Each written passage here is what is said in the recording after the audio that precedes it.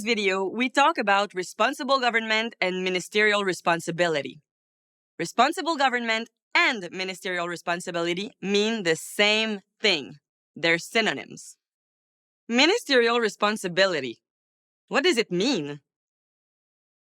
It means that the ministers and the prime minister who form the executive council have a responsibility. A responsibility?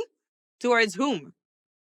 Towards the legislative assembly, and therefore towards the population, since it was the population who elected the members of the legislative assembly.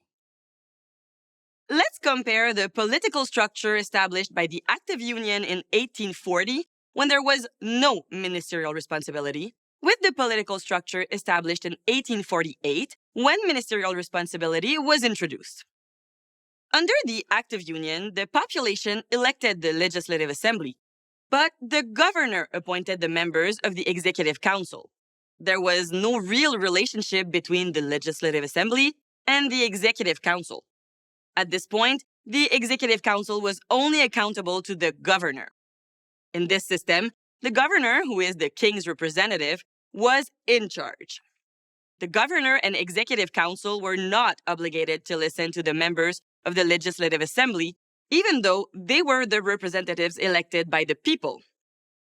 With the introduction of responsible government in 1848, the people elected the Legislative Assembly as before. The difference was that the Executive Council was no longer appointed by the governor from then on. It is the Prime Minister who appoints the members of the Executive Council. They are chosen from among the elected members of the Legislative Assembly.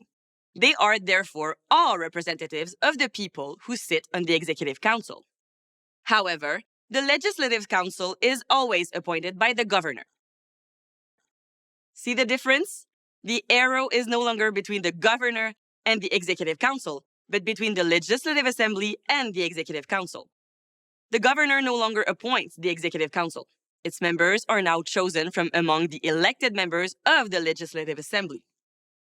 At this point, the Executive Council represents the Legislative Assembly. It must therefore ensure that it listens to and respects the requests made by the Legislative Assembly. Otherwise, the Legislative Assembly can force the Executive Council to resign. The establishment of responsible government gives greater power to the members of the Legislative Assembly and thus to the people who elected them. That little arrow makes all the difference. That's ministerial responsibility.